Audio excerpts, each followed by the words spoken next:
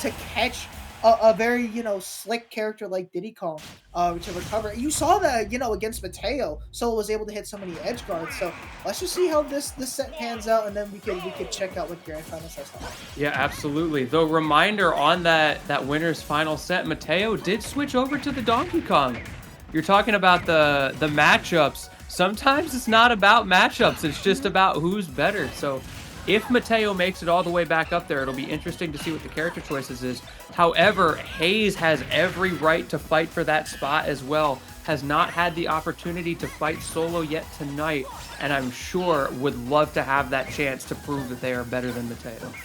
And I'm loving this change of pace right here from the previous game, where Haze now kind of has more freedom to move around. You can see how he's just canceling those side Bs off on those platforms, and finally cancels that first stock from Mateo, gets it with that back air, and has the lead right now. That was such clean movement from Haze. Mateo was not ready for the aerial approach there. Very well executed. And now let's see if Mateo can do the same thing that they've been so good at throughout this tournament at the ledge. No, Haze jumping across, finally getting caught, but falls out of the nair. Falling, a lot of these multi-hit moves is something that Diddy Kong can do because he is a smaller character compared to most of the cast. So if Haze is able to SDI that move correctly, it could bode well for him. But right now, speaking of boding well, finally getting that explosive flame to take off that first stock from Haze, not allowing Haze to get any more extra credit. Multi-hit moves have always been such a gift and a curse in this tournament and in this game in general. We talked about it earlier, the way they can be used to mix people up with their shield drops and all of the good things that come out of them. But the downside is people can SDI, sometimes the hitboxes get a little weird, and you can get caught out negative on hit even though you did everything right. Well, it's looking tough for both these players. Mateo initially being at the deficit, being able to bring it back. Smart ledge trump with that teleport into the up air, and Mateo so primed at taking the stock soon. Mateo is so good at up air from ledge. Knowing when to use it obviously leaves you vulnerable, but in a situation like that, there wasn't a lot Haze could do to counter it. Yeah, I agree. Honestly, I mean, Haze is doing well to move around Mateo, but in terms of countering, that just hasn't been on the table right there. And Mateo making the most out of it as Banana has been sent out once again by Haze. Probably just to mix up his options again, trying to maybe use it as like a flash and kind of just like distract his opponent, but nothing is distracting Mateo. Oh, watch out! Yeah, nothing is distracting Mateo from hitting those back airs, but Haze as well being able to hit those, throwing out a random forward smash, maybe trying to hope that Mateo approaches. But once Mateo approaches with that nair, it's just so much damage, so much collateral damage. If it hit though? Oh yeah, I mean if it hit, it'd be difficult. If it hits, he's a genius, right? That's how this all works. But if it doesn't hit, yeah, he's right. Yeah, unfortunately. Great confirm from the Peanut there. Haze brings himself back into this game. Last stock situation, pretty even percents, and game one of this losers finals. Let's see who can give themselves the advantage in this set and that counter pick advantage going into the rest of it, regardless of what happens. Yeah, I feel like if you're able to get that one game buffer, especially in a best of 5 set, it just helps you not only, regain some sort of composure. Let's say like if the first game winded you out, you can kind of just take the second game to relax. But again, you can't take chances like that. And both these players actually trying to go for a lot of options. Haze a little bit more risky compared to Mateo.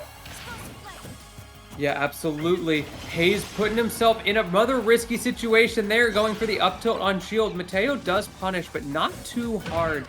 Haze in a bad spot. Okay, DI's out just enough to get past that back air. No frame traps either, as Haze is just running across the stage, trying to get out of this advantage state. The footstool!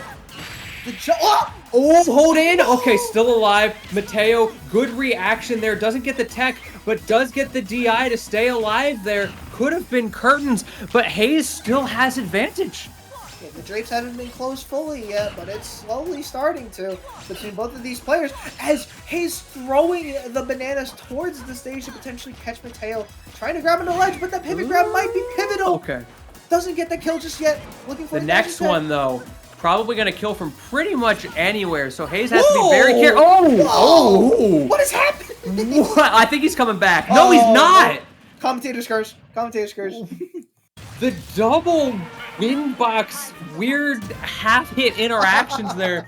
So unfortunate for Mateo. Even Mateo's confused. He's like, what the hell just happened there, bro? Can I get the instant replay real quick on what on earth happened there? Yeah, there we go. So Thank you, production. Windbox into windbox into SP.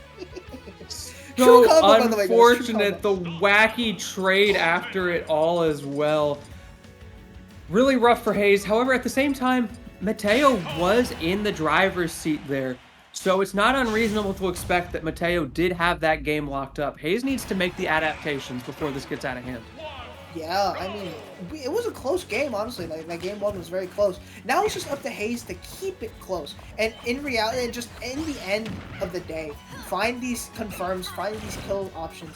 Because compared to Game & Watch, you know, the match that he played before, Palutena is, again, a little bit heavier, so moves will kill a lot later than I think Haze would be more comfortable with. Oh, no jump! Ooh, gotta be careful. Okay, Mateo not able to get the pressure in the corner, but doing a good job of that same thing we keep talking about. It doesn't matter if you get back to stage if Mateo keeps you in disadvantage. The air dodge in. Almost getting caught by another down smash win box, but that time, thankfully, made it back. Yeah, not this. Up air, but whoa!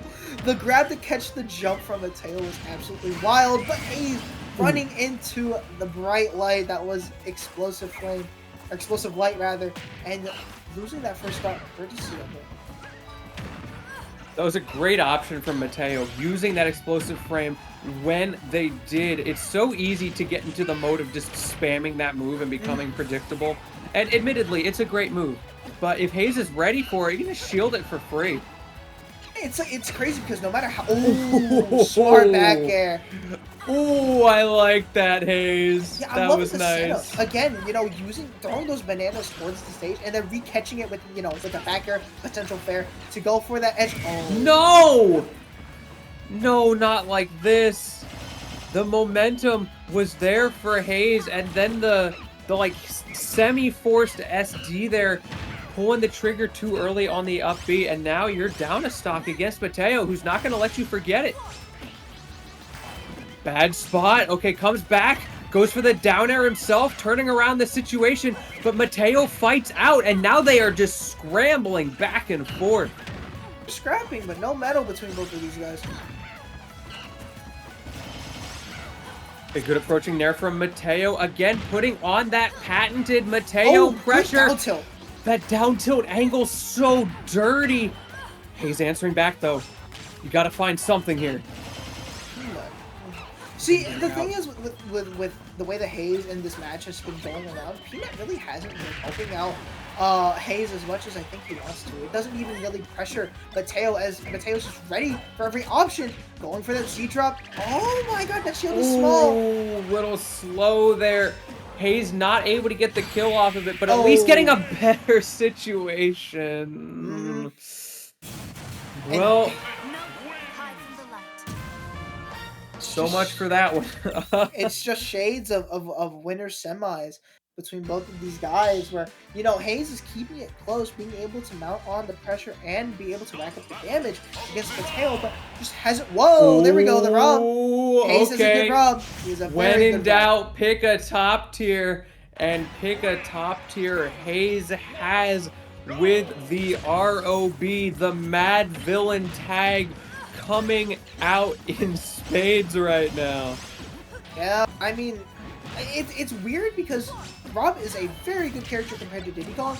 It's just Mateo is gonna benefit so much off of, you know, getting these Nair combos on. Speaking of Nair, getting the up tilt into the up air immediately, and this is what Rob can do. All it takes is one hit, and, you know, so much damage puts you in disadvantage into a potential kill scenario. At the same time, you're talking about those Nair combos, and you're absolutely right, but the balancing factor there is that Rob is heavier. So getting those early combos doesn't mean as much against him. I agree. And right now, both players are actually trying to look for their own spike.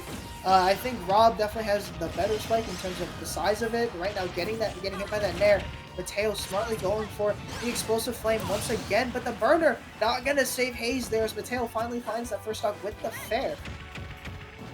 Yeah, Haze in not too bad of a situation. Let's see. No mashes out of the up air. Good mash from Mateo and good DI as well after the mash. Haze could have very easily gotten the up air, but gets the back air instead to pretty much even things up here. But you got to do more than that if you don't want to get sent home with a 3-0 and a handshake right now. Yeah, I mean, Haze is trying his absolute best right now. Probably looking for the rotor arm, not gonna get it. And the gyro coming back.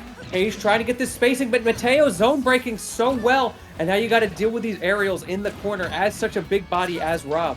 Bro, I just realized that Haze went for a back air, but then Mateo went for a back air, and the shield that Palutena has shielded the back air. The character is freaking broken, guys.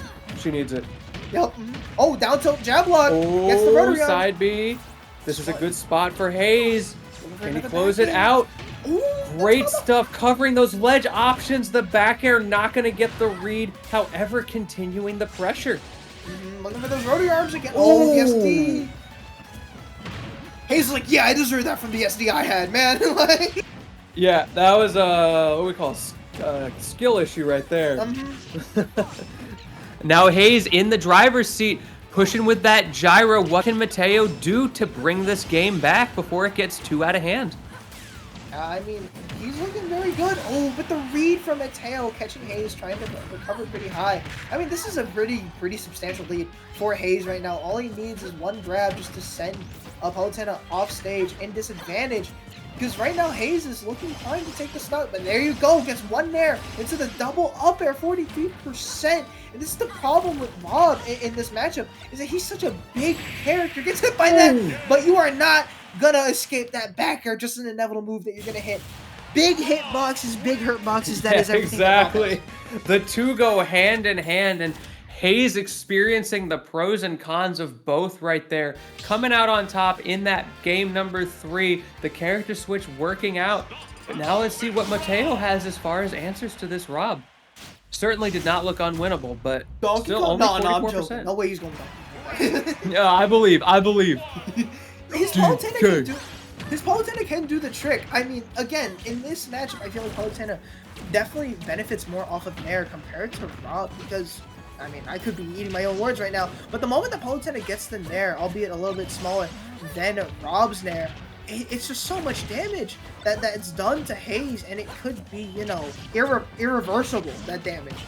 Yeah, I feel like it's just going to come down to the patented Palutena fundies. Can you out-fundies Haze with this character? Had the ideas in the last game, just a couple of moments of execution, the reads, the defensive options slightly outpaced by the Rob of Haze. Goes for the F smash, smart option right there. Not gonna risk it, not gonna go for anything stupid, just gonna go for something you know. And then, speaking of stuff you know, I mean, getting that Nair into the up air is such a good and consistent combo that Mateo has been hitting a lot. Yeah, such great confirms from Mateo, not dropping any of those, taking full advantage of the size and weight of Rob to do maximum damage when they have the opportunity. But Haze is just not letting them get enough of those opportunities. That Mateo right now has the download kind of complete on Haze, because it's just looking so dominant right there from Mateo. Just getting this lead, really lapping Haze in percentages as well, looking for that back air off of that down throw. Ooh, the up air gonna connect. Just doing no need for a tech on that one. Kind of a weird situation. Mateo coming out on top, now getting an opportunity to close out the stock, but has been really struggling to do so. And now Mateo in a bad spot. Oh, what a recovery from Mateo! Going up high, avoiding the That'll do it. And the reversal from Mateo, so important in this set.